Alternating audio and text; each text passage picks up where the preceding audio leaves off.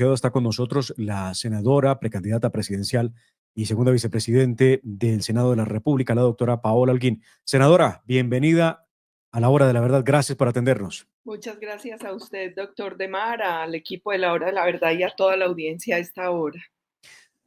Senadora Paola, ¿qué es esto y con qué facultad, qué capacidad tiene la senadora del Pacto Histórico, Isabel Cristina Zuleta, para hacer que unos sujetos que están privados de la libertad, porque están condenados por haber cometido graves delitos, puedan salir de una cárcel bajo una orden suya, llevarlos a una tarima en Alpujarra, en Medellín, 9 de ellos, reunirse con Gustavo Petro en tarima, atacar las instituciones, al alcalde Federico Gutiérrez, al gobernador de Antioquia, Andrés Julián Rendón, ¿con qué capacidad jurídica pudo haberlo hecho? Con ninguna, doctor Demar. La verdad es que en un presunto delito que se conoce en el Código Penal como abuso de función pública, que es el artículo 428, la senadora Isabel Zuleta pide que saquen de la cárcel 9 jefes de estructuras criminales, como bien dice usted, que están privados de la libertad en la cárcel de Paz de Itagüí, que están condenados por delitos como homicidio, extorsión, desaparición, desplazamiento forzoso, narcotráfico.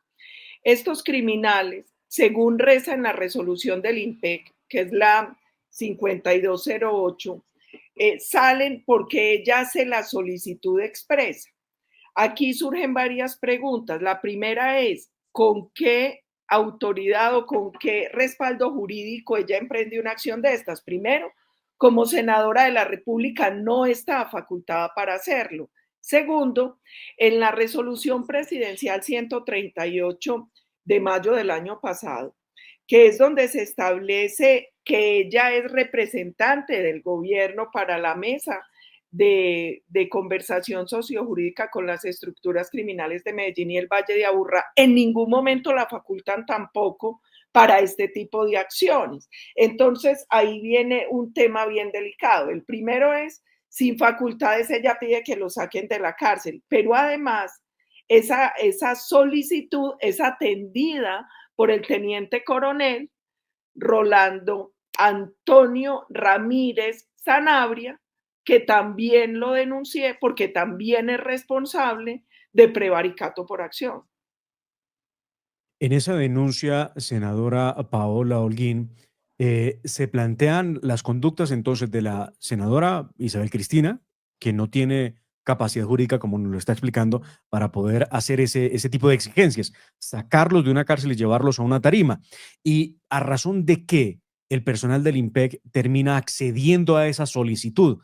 ¿Acaso es tan amplio el fuero que ha entregado el presidente Gustavo Petro mediante ese decreto que la nombra como abanderada, como jefe de esa iniciativa de paz o de diálogo sociojurídico?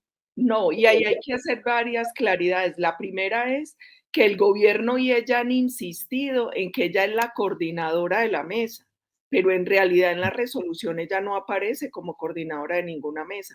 Ella simplemente aparece como designada, como representante del gobierno en la mesa de diálogo. Eso tiene que quedar claro. Además, ahí a ella no le dan ninguna facultad para este tipo de acción. Y aquí hay que recordar un punto clave que usted mencionó, doctor Demar, y es, estos personajes están ya condenados y están purgando pena. Por lo tanto, cualquier traslado de ellos tiene que ser informado y tiene que solicitarse la autorización al juez de ejecución de pena. Y esto no sucedió. Y adicionalmente hay un tema importante y es que el director encargado del INPEC también tiene un marco regulatorio. La ley 65 de 1993 establece claramente los casos excepcionales en que por motivos de salud o diligencias jurídicas o por muerte de familiares, pues de manera excepcional podría el director o un funcionario de menor rango autorizar el traslado de alguien que está privado de la libertad, pero es que además aquí no era nada de eso, aquí era un acto politiquero en una tarima en la Alpujarra con el presidente. Y yo quiero hacer una observación con un tema delicado también. Y es que no solo fue ilegal, inconstitucional, ilegítima esta acción, fue un posible delito, la solicitud de Isabel también que lo aceptara el IMPEC, pero hay un tema también muy delicado.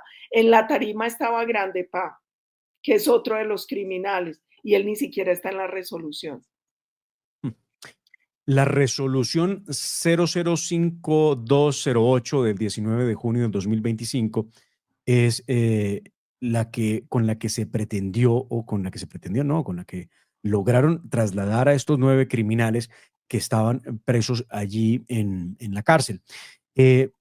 Senadora, ahora quiero preguntarle, aparte de la denuncia que usted ha instaurado en contra de la senadora Zuleta, en contra de los miembros del IMPEC que accedieron a esa solicitud que usted lo ha dicho, tiene todos los visos de ser irregular. Quiero preguntarle cuál es la finalidad, por qué subir a la tarima a 9 criminales al lado del presidente de la República, al lado del ministro de Defensa y de cara a las víctimas que han padecido a esos sujetos en el Valle de Aburrá. Primero, yo creo que esto tiene varios mensajes. Un mensaje es, Petro continúa con la acción de enaltecer a los victimarios y revictimizar a las víctimas, con un hecho muy grave, porque vuelvo y digo, las personas que estaban allí, Douglas, Ton, Vallejo, Carlos Pesebre, el Indio, el Tigre, el Saya, Albert, Juan 23 y también Grande Pa que está ahí, que estaba ahí parado sin autorización. Todos ellos, criminales condenados por delitos muy graves. Entonces eso es revictimizar a las víctimas, eso es decirle a las víctimas, mire, sus derechos me valen huevo, yo estoy, es del lado de los bandidos. El segundo mensaje es, el hermano de Petro, no lo digo yo, dijo que ellos habían logrado obtener 1 millón de votos en las cárceles. Petro se fue a buscar a los bandidos para ganar la elección presidencial. El ELN dijo que le había ayudado en el proceso electoral y también lo hizo el tipo de la FARC, el Iván Mordisco. Entonces, él ganó pactando con bandidos. Yo lo que siento es que hoy quiere mantener la alianza con bandidos para mantenerse en el poder. Y en eso yo tengo que ser clara también, que él hasta viene engañándolos, porque lleva 3 años en unas mesas sin marco jurídico para negociar. Ahora Montealegre, ese flojazo ministro del Interior, dijo que iba a radicar el 20 de julio una ley de sometimiento. Yo también había anunciado hace meses que el 20 de julio radicó una ley de sometimiento, pero ahí yo tengo que ser clara. Hoy el gobierno les está dando caramelo para mantener el apoyo, pero a lo largo de los 3 años nunca hicieron el esfuerzo de tener un marco jurídico para que ellos se sometieran, porque además cuando la Corte Constitucional estudió la Ley de Justicia y Paz, en la sentencia 525 del 2023 dijo que cualquier prerrogativa, concesión o beneficio a miembros de estas estructuras pasa por el Congreso, que el Congreso es el único facultado. Cuando Petro le dice a la fiscal, mire a ver cómo podemos cuadrar con ellos, que fue más o menos lo que le dijo en la tarima, es otro absurdo jurídico, aberrante de un hombre que cree que es todos los poderes, que es el pueblo, que es el Estado y que es todo, porque él tampoco podía hacer eso. La fiscal no está facultada para hacerlo porque hoy no existe marco jurídico. Eso es bien importante porque en esa decisión de la Corte Constitucional respecto de la que llamaron la Ley de la Paz Total,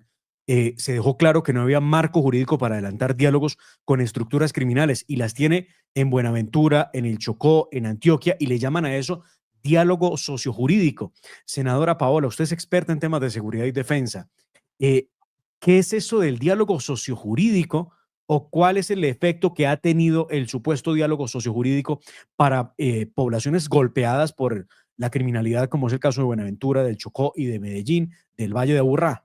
Son intentos del gobierno por pactar con criminales y eso genera una pasticha, una falsa paz, porque entonces a veces para darle caramelo a las comunidades, lo que le dicen a ellos, venga, mate menos, secuestre menos, haga estos, hacen acuerdos con bandidos.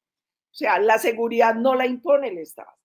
Se va a las cárceles a pactar con bandidos a ver ellos cómo hacen más pasito para tratar de, digamos, darle algún viso de legitimidad a ese diálogo. Pero aquí yo quiero ser clara. Primero, es que el Estado está en la obligación de garantizar la seguridad. Esa es su obligación y la tiene que hacer a través de la fuerza legítima del Estado, que son los soldados y policías, no pactando en cárceles con bandidos. Eso es claro. La otra cosa es que van 3 años y no han hecho marco jurídico, no han hecho sino mamar gallo y la Isabel Zuleta se la pasa en las cárceles. Y yo quiero, doctor Demar, llamar la atención sobre una cosa.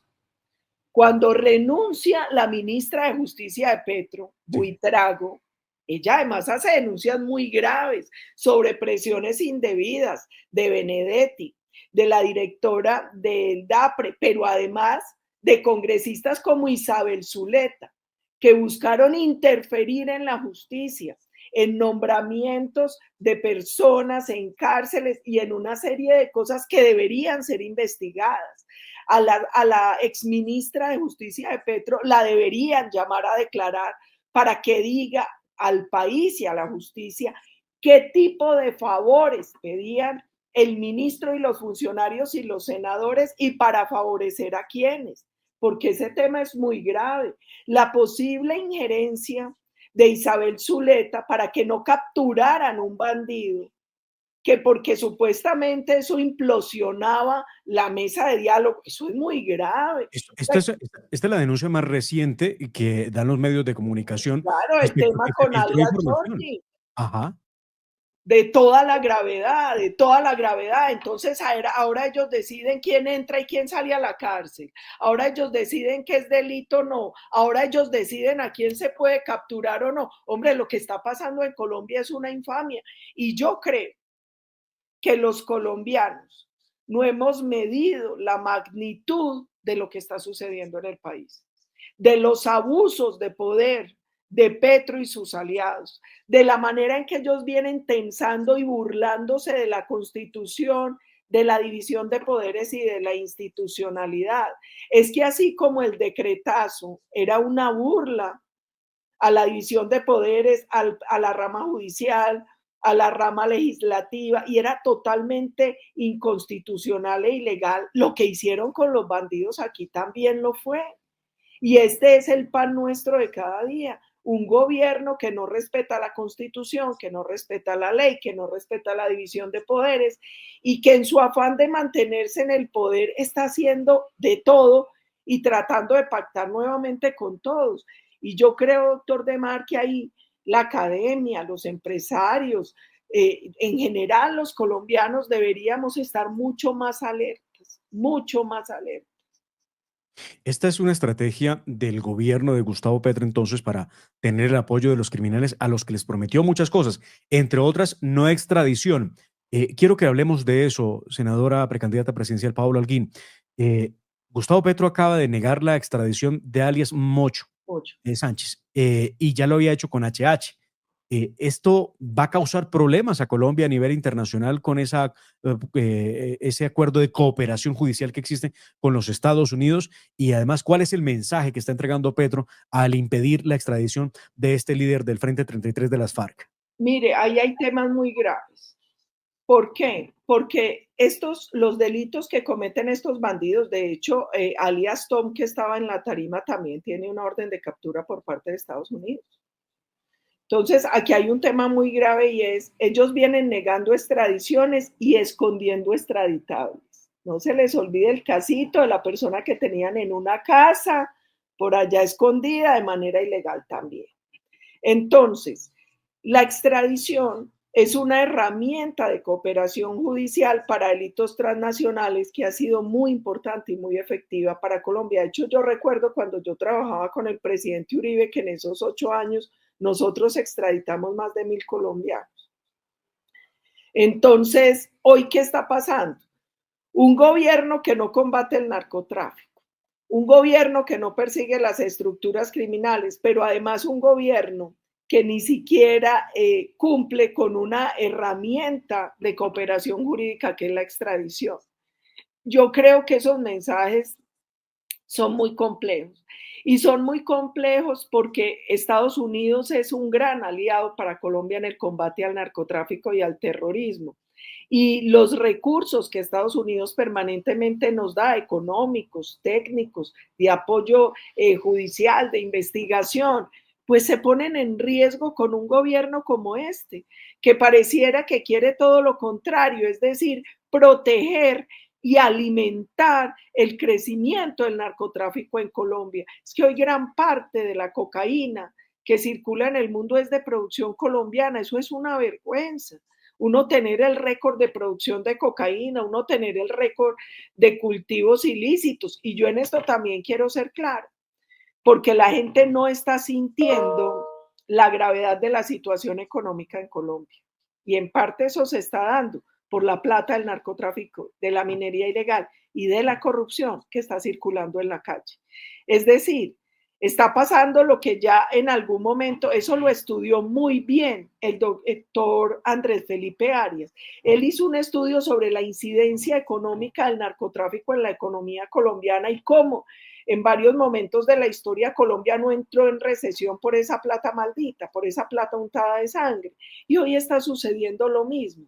Hoy es ese dinero, el de la minería ilegal y el de la corrupción que está circulando en la calle, el que no hace sentirle a la gente la situación tan grave que está pasando hoy en Colombia con la economía.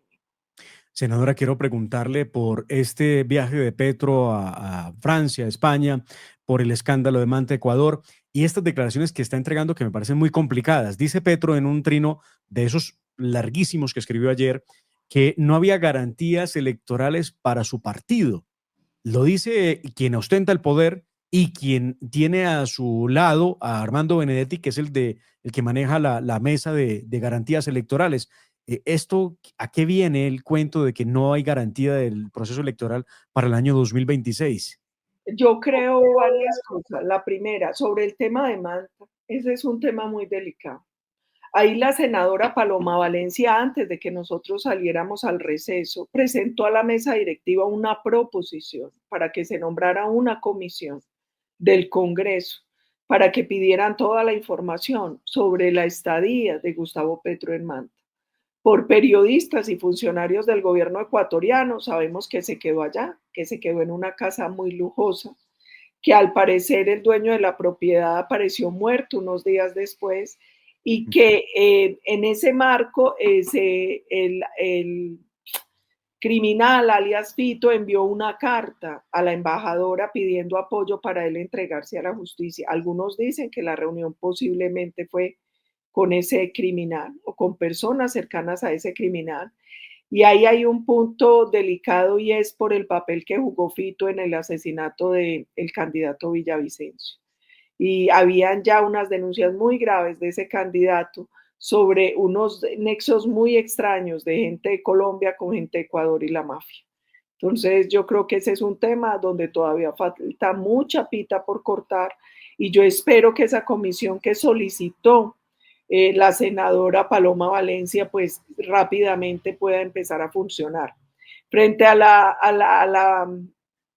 viaje de Petro, el reciente viaje a Europa, pues ayer se supo una cosa que ya ni sorprende y es que en realidad iba era para el grado de la hija. Llegó a un evento de la OCDE que ya se había acabado eh, y después fue a otras reuniones, pero ese tipo de cosas ya lamentablemente Petro está volviendo la irresponsabilidad y la corrupción paisaje, porque usar de esa manera recursos públicos es corrupción, pero pareciera que ya todo eso se vuelve paisaje por la manera en que él está actuando. Entonces, perdón, doctor de Mar. Perdóneme, doctora Paola, le quiero preguntar, ¿ustedes han revisado si existe algún impedimento por parte de Petro, que además todo lo viola, ¿no? Para él no hay orilla legal que le permita enmarcarse. El tema de que él anuncia que va para Quito, pero termina en Manta, anuncia que va para a un país y termina en otro, no en otro país, sino en otra ciudad.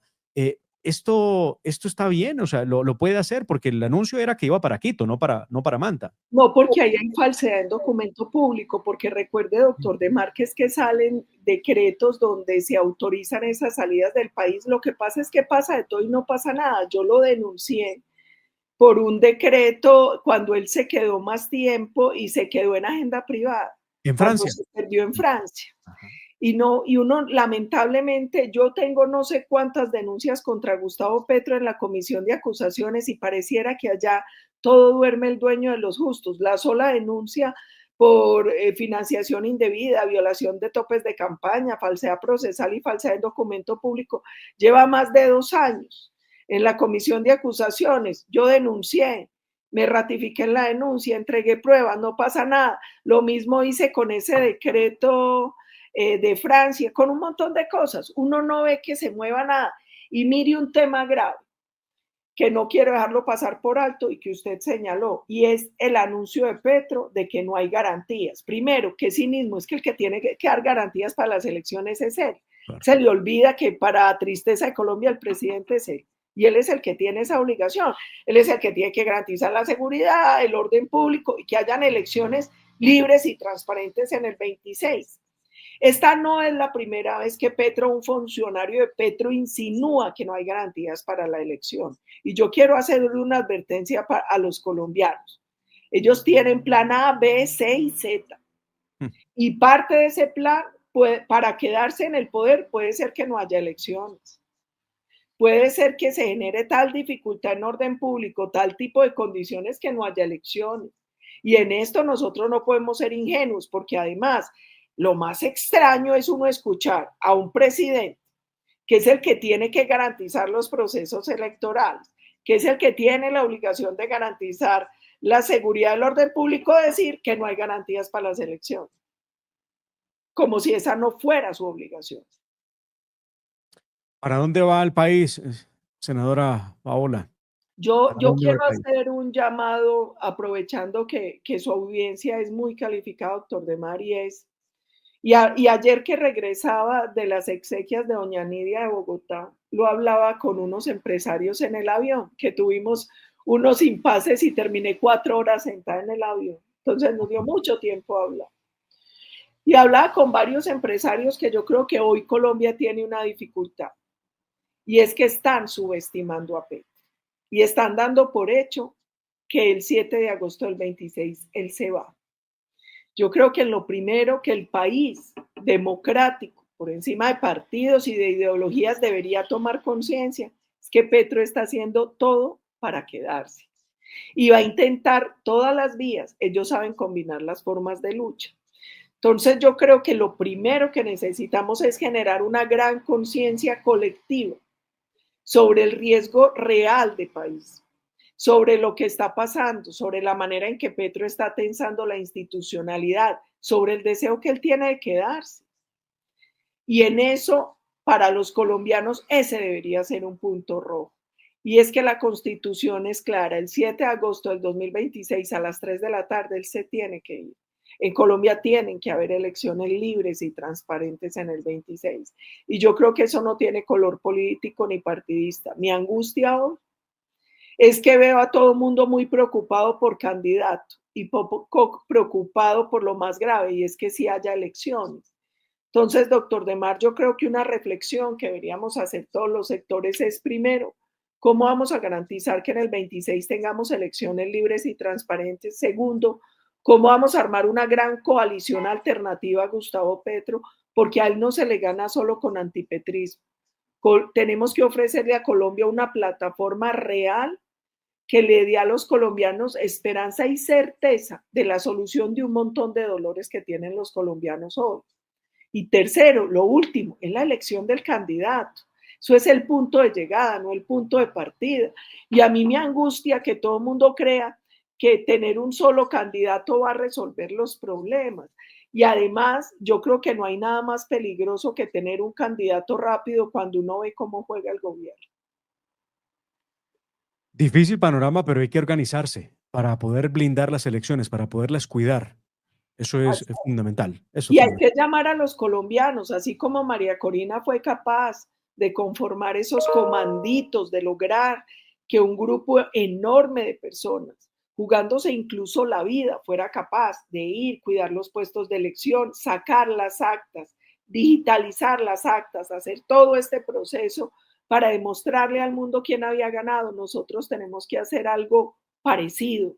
Nosotros tenemos que ser capaces de tener un gran ejército de compatriotas que estén para cuidar todo el tiempo, desde que se abre la urna hasta que se cierra y se cuentan los votos, que pueda enviar la foto del acta para nosotros tener la prueba del resultado, pero sobre todo que tengan claro que cueste lo que cueste, nosotros tenemos que hacer respetar la Constitución y la ley y no podemos permitir que el gobierno no cumpla su obligación de hacer elecciones libres y transparentes en el 26. Senadora Paola Holguín, muchísimas gracias por atendernos en la hora de la verdad. Le deseamos un feliz día. Ha sido un... Muchas gracias a usted, doctor Demar, al equipo de la Hora de la Verdad, a la audiencia, y yo les pido que nos volvamos evangelizadores con esto, que hoy nos acompañen nuevamente con oraciones por Miguel, que Dios está orando y que no nos vamos a dar por vencidos. La lucha va a ser muy difícil, va a ser muy compleja, este va a ser un año más retador que ningún otro, pero ahí tenemos que estar todos firmes. Nos unimos a esa petición que hace, senadora Paola, porque en estos momentos lo que se anuncia es que empieza cirugía Miguel Uribe precisamente. Entonces todos en oración y pendientes. Así es, muchas gracias, doctor De Mario. Un abrazo enorme, enorme para usted.